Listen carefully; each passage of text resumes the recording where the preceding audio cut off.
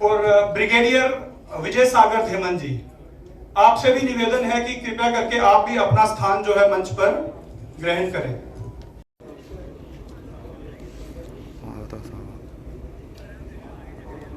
आओ यार 2 मिनट आओ जाओ। General Ravindra Pal Singh ji, general officer commanding in chief western command रहे। जनरल साहब, अब मैं रिक्वेस्ट करूंगा, कारगिल बार पे हमें प्रेजेंटेशन देखने को मिलेगी। हमारे ब्रिगेडियर डॉक्टर विजय सागर धेमन जी हैं, वो आज प्रेजेंटेशन जो है वो अपनी रखेंगे कारगिल बार पे।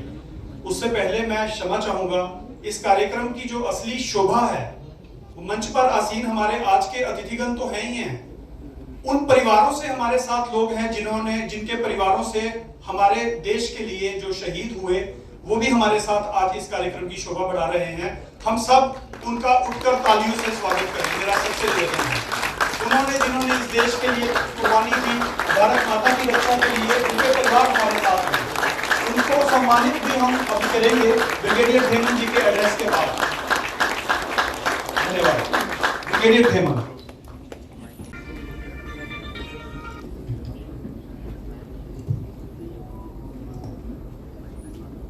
Venerable Shri Indresh Kumar ji, venerable lieutenant general Ravindra Pal Singh, PVSM, AVSM, VSM, doctor Gautam Mangi ji, Shri Kavindra Gupta ji, और rest of the guests on the dais and the guests of the dais in the auditorium, and ladies and gentlemen, boys and girls, and especially all the families who have come from the martyrs families. मैं आपसे मिल चुका हूँ already, काफ़ी समय आप लोग थोड़ा late आए हैं, और आपका बहुत बहुत स्वागत है, क्योंकि मैं आर्म फोर्सेस का एक मेंबर हूँ, क्योंकि एक बारी soldier, once a soldier is always a soldier. तो आपके साथ मेरी डोगरी में क्या बोलते हैं, क्या सुध पड़ती है, क्या होता है, व्हाटएवर जेड़ा किसी भी होता है वो है, ते तुंदा बड़ा बड़ा स्वागत। ते मैं ladies and gentleman, boys and girls, समय हमारे पास कम है। डिटेल्ड प्रेजेंटेशन कारगिल वॉर पे मुझे अगर आपको देनी है तो उसके लिए मुझे कई घंटे चाहिए, शायद कई दिन की वर्कशॉप हो सकती है, परंतु आज हमारे बीच वेनरेबल श्री इंद्रेश कुमार जी हैं, और हमें बहुत कम सौभाग्य मिलता है कि इनके विचार हम सुने।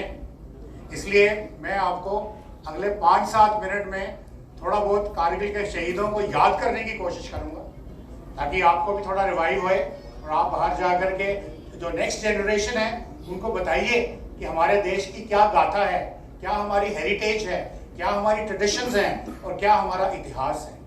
तो उसलिए अगले 4-5 मिनट में मैं पहले आपको थोड़ा बहुत बताऊंगा कि ये आफ्टर ऑल कारगिल ऑपरेशन हुआ क्यों, हिस्ट्री क्या थी, क्या रिक्वायरमेंट थी इस चीज की। फिर उसके बाद मैं थोड़ा बताऊंगा आपको कि एक नियरली लॉस्ट सिचुएशन से, जहां पे बिल्कुल सब कुछ खत्म हो चुका है, और वहां से आपने विक्टोरियस आना है, और वो कैसे हमारे जाबाज सिपाही लड़ाके जिनके भाई बंधु खोए, जैसा कि आपको जनरल शर्मा साहब ने बताया, 546 कैजुअलिटीज। पर इतने तो सही मैं एक गल दसना चाहना, 544 कैजुअलिटीज 100 के करीब जम्मू दी कैजुअलिटीज ने, यानी कि शहादत जी दी लोके वो जम्मू के लोके 100, हिंदुस्तान की आबादी उसलिए 100 करोड़, जम्मू की 1 करोड़, तो पूरे हिंदुस्तान से 544 तो जम्मू के 100, तो कोदा योगदान ज्यादा होया। इस चीज की डोगरे ने इसे पछाणना है, ये डोगरे का काम है। ये डोगरे वो जेडे जनरल जोरावर सिंह उनकी वंशज इत्थे साडे कन्नै बैठे थे, ते इन्हें जोरावर सिंह जेड़ा उन्हें कैंपेन लड़िया हा, ये वो कैंपेन हा, उससे कंडीशंस, उससे तरीके कन्नै, उससे कमियां कन्नै, ते दुए जेडे battle of Thermopylae, battle of Haifa, ते वो second world war, first world war जेडे लोग इन्नियां गल्लां करदे न, कोई लड़ाइयां इनदे बराबर दे नहीं है। तो जिन्हें इतने अपना पूरी सुप्रीम सैक्रीफाइस दी, अपना बिल्कुल सब कुछ निछार कर जोड़िया, अपनी लाइफ दई जोड़ी, तो उनके जो परिवार साढ़े कन्ने बैठे थे, इन्हें कोटि कोटि नमन। इनके कन्ने तुसें सॉलिडैरिटी दसनी है, एक जरिए बैठे बैठे के तालियां बजाई। Okay, since time is less, Pakistan ने जो किया था उसको उन्होंने बोला ऑपरेशन अल बदर, और जब हमने रिटेलिएट किया उसको हमने नाम रखा ऑपरेशन विजय। आर्मी का ऑपरेशन विजय, एयरफोर्स का, क्योंकि आर्म फोर्सेस की लड़ाई थी, अकेली आर्मी की नहीं थी, एयरफोर्स की ऑपरेशन सफेद सागर, एंड इवन नेवी। आप लोग हैरान हो गए कि नेवी यहाँ कहाँ आ गई, यहाँ आने की जरूरत नहीं थी। अगर यहाँ पे कुछ हो रहा था तो दूसरे फ्रंट पे जाकर के कराची से बॉम्बे की तरफ, कच्छ की तरफ, अपने गुजरात की तरफ वो पाकिस्तानी नेवी अटैक कर सकती थी। तो हमारी नेवी ने भी एक ऑपरेशन तलवार चलाया और उन्होंने पूरा का पूरा कराची का हार्बर ब्लॉक कर दिया कि कोई भी पाकिस्तान की नेवल फोर्स वहां से आने की जरूरत ना करे। तो एक ज्वाइंट ऑपरेशन था। अब इसका जो एरिया है, इससे पहले कि मैं आपको कुछ बोलूं तो मुझे यहाँ की ज्योग्राफी आपको 1 मिनट में समझाना बड़ा जरूरी है। अब ये नक्शा आप देख रहे हैं और इस पे आप अगर देखें तो ये हमारी लाइन ऑफ ये line of control dotted line में है। ये काकसर जहां लिखा हुआ है ये एक्चुअली कारगिल के बगल में है। तो ये बटालिक है, ये हमारी लाइन ऑफ कंट्रोल है NJ 9842 की तरफ। और यहाँ पे सियाचिन से ये सीधी लाइन जो खड़ी है ये रफली सॉल्टेरो रिज है जो हमने अभी ऑक्यूपाई कर रखी है। और यहाँ से पाकिस्तानी कहते हैं कि NJ 9842 जब शिमला समझौता हुआ और ये लाइन ऑफ कंट्रोल डिमार्केट हुई तो क्योंकि इसके आधे का इलाका जो है ग्लेशिएटेड टेरेन है, इतना दुर्गम इलाका है कि वहां जाना संभव नहीं है। तो उन्होंने लिखा जो लाइन ऑफ कंट्रोल है वो NJ 9842 तक है एंड बियॉन्ड। तो बियॉन्ड की जो डेफिनेशन पाकिस्तानियों ने सोची, उन्होंने बनाई ये जो यहाँ से काराकोरम पास तक, यानी कि पूरा सियाचिन पाकिस्तानियों का है।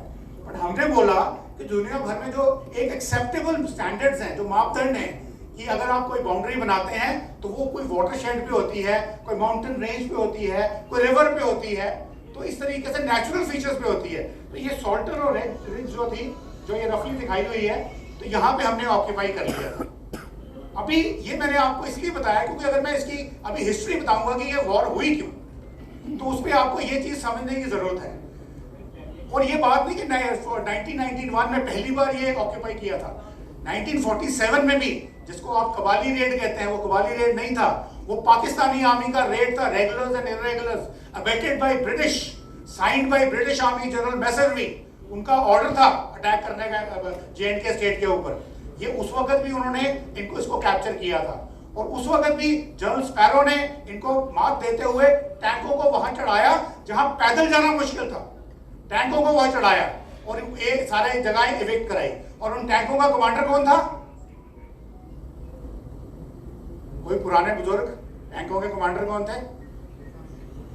उस वक्त मेजर साहब, अभी कर्नल साहब, 98 इयर्स वाले, आज भी गांधीनगर में रहते हैं। वो उस दिन उन्होंने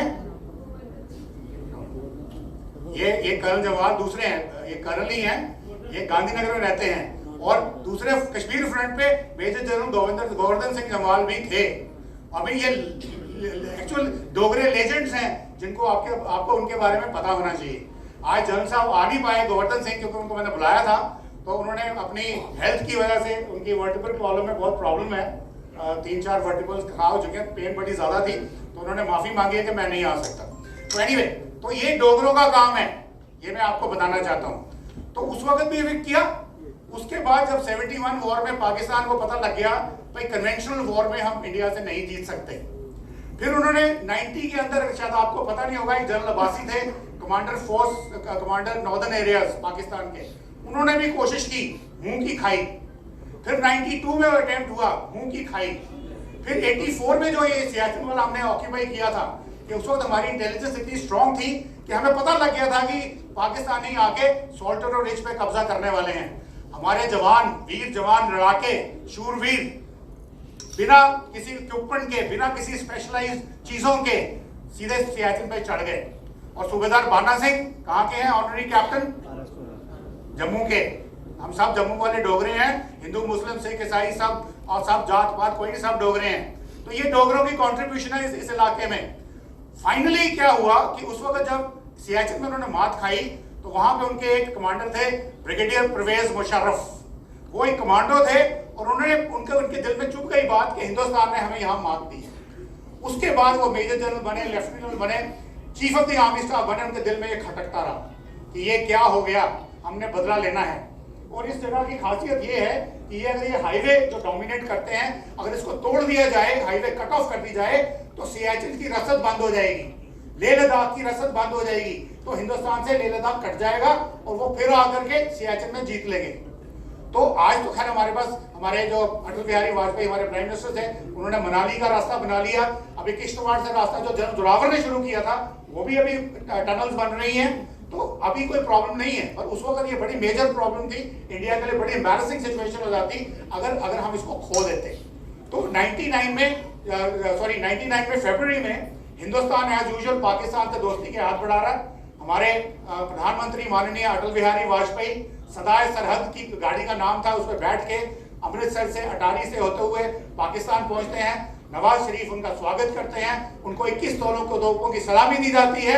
और हमें उस वक्त ये नहीं पता था कि यही 21 तोपें आज से 2 महीने के बाद हमारे सैनिकों का खून मांगेंगी। और ये एक पीठ में छुरा पहुंचने वाली बात थी। अब वो पाकिस्तान कहता है कि नवाज शरीफ को नहीं मालूम था कि परवेज मुशर्रफ ने ये प्लान कर लिया है। इस पे बड़ी डिस्कशन होती है, डिबेटेबल है, we not go into that. तो पॉइंट ये है कि फरवरी का ये मई के महीने में एक चारवाहा आके हमको बताता है कि देखिए मैं अपना याक चरा रहा था, मुझे वहां पे लोगों की डिप्लॉयमेंट मिली है। तो पहले किसी ने माना नहीं, क्योंकि ये इलाका बिल्कुल दुर्गम इलाका है। यहाँ पे टेम्परेचर -30 डिग्रीज, अगर मैं स्लाइड बाद में बताऊंगा, 30 डिग्री स्लाइड टेम्परेचर इनहेबिटेबल नहीं है। तो इंडिया और पाकिस्तान दोनों के साइड के लोग जब सर्दियां शुरू होती थी, बर्फ गिरती थी, तो वो वापस आ जाते थे पोस्ट विकेट करके। तो पाकिस्तान को ये पता था, उन्होंने बोला कि इस बार जैसे इंडिया ने हमें 84 में हमें चकमा दिया, इस बार हम इंडिया को चकमा देंगे। और शायद वो चकमा देने में कामयाब हो गए। 140 पोस्ट पे उन्होंने कब्जा किया, हमारी पोस्ट। उन्होंने अपने बंदे डाले, अपने वेपन्स डाले, स्टॉकिंग करी, लॉजिस्टिक्स, एमिनेशन सब कुछ करके तैयार बैठे। और जब हमें पता चलता है तो पहली हमारी पेट्रोल जाती है, वो एम्बुश हो जाती है। तो 2 मई को लोग रेकी करते हैं तो पता चल जाता है कि कुछ गड़बड़ है। 9 मई को उनका एक गोला आगे कारगिल में गिरता है, हमारा एक बहुत बड़ा एम्युनिशन डंप बिल्कुल तबाह हो जाता है। उसे बोलते हैं उस वक्त शायद कोई 187 करोड़ का नुकसान हुआ इंडियन आर्मी को या इंडिया को। उसके समय हमारे जो आर्मी के चीफ हैं वो भी सेंट्रल एशिया में, सेंट्रल यूरोप में शायद बल्गारिया का दौरा कर रहे हैं, वो भी यहाँ नहीं है। कुछ पता नहीं किसी को क्या हो रहा है। फाइनली आई थिंक 22 मई को हमने बोला कि now we have to do something. अब डू समथिंग मतलब ये आपको दिखा दिया है मैंने ऑलरेडी। यहाँ पे मशको सेक्टर है, द्रास सेक्टर है, फिर उसके बाद कारगिल है, काक्सर सेक्टर है, बटालिक सेक्टर है। मोस्टली जो लड़ाई थी यहीं लड़ी गई और मेजर लड़ाई जो थी द्रास सेक्टर में थी, क्योंकि द्रास में सिचुएशन ये थी कि अगर जो सड़क पे कॉन्वॉय चलती है वो ऊपर पहाड़ी से बैठ के उसको देख सकता है, उसके ऊपर फायर कर सकता है, ऑब्जर्वेशन कर सकता है और उनको बर्बाद कर सकता है और रोड बिल्कुल कट ऑफ हो सकती है। तो यहाँ पे मेजर लड़ाई ही हमारे जो लड़ाकों ने लड़ाई लड़ी। 30 जैक राइफल्स, ग्रेनेडियर्स, 18 ग्रेनेडियर्स अगर मैं गलत नहीं हूँ, 18 ग्रेनेडियर्स, सिख, गुरखास, ये बेसिकली ये पलटने थे। और आपने देखा घर घर में, आपको याद है टोलोलिंग, टाइगर हिल, आपको याद है .4590, .5510, विक्रम बत्रा, ये नाम आपको याद है। तो उन लोगों ने क्या किया यहाँ आके, अब ट्रेन देखो ये किस किस्म की पहाड़ी पे चढ़ना है। जैसे जनरल साहब ने ऑलरेडी बताया कि नॉर्मली हमारा जो टैक्टिक्स होता है, बोलते हैं अगर एक दुश्मन की एक टुकड़ी बैठी है, हमें 9 टुकड़ियों से अटैक करना है। और यहाँ पे शायद 18 से करने की जरूरत थी, मगर चूंकि इतने ट्रुप्स थे कहाँ, तो हमारे जो बेसिक लड़ाके थे, जांबाज थे, वो चढ़े रस्सियां लगा के ऐसी पहाड़ी पे, जिसपे आपको देख के भी आप बिलीव नहीं कर सकते कि कोई रॉक क्लाइंबिंग करने जा रहा है। यहाँ आपका पिट्ठू है, यहाँ आपका राइफल है, आपका वेपन है, और चढ़ रहे हैं और ऊपर से दुश्मन आपको गोली आपके ऊपर चला रहा है।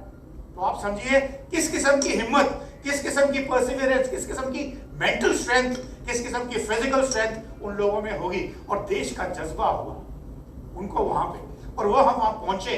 तो पहले उन्होंने जीता, टोलोलिंग जीता, फिर उसके बाद जाके विक्रम बत्रा ने दूसरा पॉइंट जीता, उसका महावीर चक्र उनको एकदम से दे दिया गया।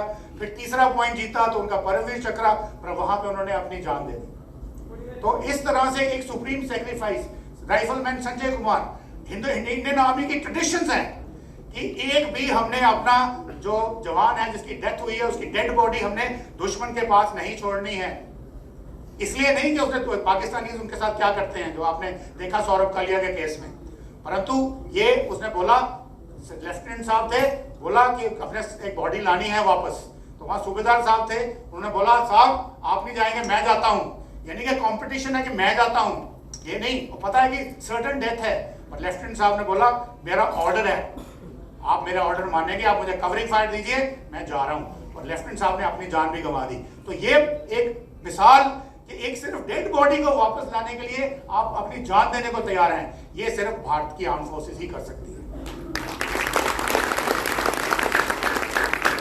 उसमें मैं आपको ये बताना चाहता हूं कि इसके बाद अगर ये कर सकती हैं तो और ये क्या क्या कर सकते हैं, आप समझिए इस बात को कि हमारा जो ट्रेडिशंस हैं, और इसमें सबसे बड़ा योगदान जम्मू क्षेत्र का कितना है, मैंने आपको स्टैटिस्टिक्स दे दी है, ये सारे जम्मू वाले लड़ रहे हैं, और शुरू से ही आपको पता है कि हम भारत माता की जय 1947 से बोलते हैं, बल्कि पहले से बोल रहे थे, हमें पूरा इंडिया के साथ इंटीग्रेशन है, साथ है, हमें कोई शक नहीं है। वीज़ावी दूसरे रीजन्स के लोग पता नहीं वो आज़ादी चाहते हैं, वो सेपरेशन चाहते हैं, पाकिस्तान चाहते हैं, क्या चाहते हैं पता नहीं, हमारा जो आइडिया है क्लियर है कि हम हिंदुस्तानी हैं और हिंदुस्तान के साथ हैं, वी आर इंडियन। उसके बाद अभी खैर मैंने प्रेजेंटेशन में बहुत कुछ रखा था, वो भी काफी कम किया, अभी समय भी ज्यादा हो गया, 2-4 चीजें और बताएं। पाकिस्तानियों ने अपनी डेड बॉडीज को लेने से इनकार कर दिया, बोला कि ये हमारे आदमी है ही नहीं, ये तो मुजाहिदीन हैं, ये तो टेररिस्ट हैं जो आजादी के लिए जा रहे हैं। तो खैर हमने उनकी शिनाख्त करके, उनकी आइडेंटिफिकेशन देके प्रूव किया कि वो आपकी नॉर्दर्न लाइट इन्फेंट्री के रेगुलर्स हैं। और यही नहीं, उस वक्त मैं यूनाइटेड नेशंस में श्रीनगर में था, तो मेरे जो चीफ मिलिट्री ऑब्जर्वर्स थे उनको इन्विटेशन मिली, सितंबर में पाकिस्तान का नेशनल डे होता है, तो वहां पे जो हम जैसे 26 जनवरी को अपने शहीदों को सम्मानित करते हैं, यहाँ गैलेंट्री अवार्ड्स देते हैं, हमें प्रेसिडेंट उन्होंने भी दिए, तो उन्होंने पूछा कि अगर ये लोग 10, 12, 50 जो अवार्ड दे रहे हो, अगर वो कारगिल में वो आदमी नहीं थे तो इन्होंने अवार्ड कहाँ देना है इनको, किस जगह पे अवार्ड दे रहे हो इनको? तो ये पाकिस्तान का झूठा था। इंडियन आर्मी ने क्या किया? इंडियन आर्मी ने उन्होंने अपने मरे हुए साथियों को लेने से इनकार किया। इंडियन आर्मी ने उसको परफेक्ट रिस्पेक्ट के साथ, प्रॉपर मुस्लिम ट्रेडिशंस के साथ परफेक्ट बरियल दिया। ये एग्जांपल आपको कभी मिलेगी? नंबर 2, पाकिस्तान के कैप्टन खान थे जिन्होंने बहुत बहादुरी का परिचय दिया। हमारे देश के वहां पे कर्नल साहब लड़ रहे हैं, ब्रिगेडियर साहब हैं वहां पे बैठे हुए हैं, तो वहां पे उन्होंने उस कैप्टन साहब की भी साइटेशन लिखी और उनके कंट्री में भेजी, और उनको अपने कंट्री का सबसे ऊंचा अवार्ड मिला। शायद वो अननोटिस जाती उनकी बहादुरी। तो ये हमारा प्रोफेशनलिज्म है कि हम बहादुरी की कदर करते हैं, और ये हमारे खून में है, हमारी ट्रेडिशंस में है। तो इस तरीके से हम चलते हैं। तो मेरे ख्याल में अभी हम सिर्फ कैप्टन बत्रा को मैंने आपको क्लिपिंग्स दिखाए हैं, वो उनको याद करते हैं, परमवीर चक्र कैप्टन विक्रम बत्रा, ये दिल मांगे मोर, राइफलमैन संजय कुमार वो आज जिंदा हैं, शायद ऑनरेरी कैप्टन बन चुके हैं। उसके बाद ग्रेनेडियर्स के योगेंद्र यादव, फिर और चौथे हैं हमारे, दिमाग से नाम निकल गया मेरा, so sad, I am so sorry. तो इस तरीके से ये जो हमारे थे शहीद, और एक तो फैमिली हमारे साथ यहाँ भी बैठी हुई है जो ग्रेनेडियर्स में थे, नायक थे, और उन्होंने भी जो अपनी शहादत दी, तो उसके लिए भी हम इनको शुक्रिया करते हैं। तो इसलिए आई थिंक मैं अपना टाइम ज़्यादा ले लिया मैंने as it is. Thank you very much. जय हिंद, जय Bharat. Thank you very much.